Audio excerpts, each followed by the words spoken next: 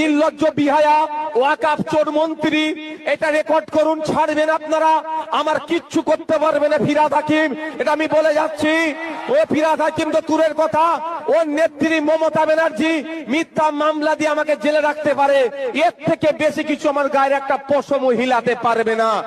এই জমিচোর, ওয়াকাফ জমিচোর ফিরহাদ হাকিম বাংলার মানুষকে বিভ্রান্তের মধ্যে ফেলার জন্য তিনার বক্তব্যে একটা শুনলাম, তিনি বলছেন ওয়াকাফ সম্পত্তি নাকি দুটো সরকারের সম্পত্তি।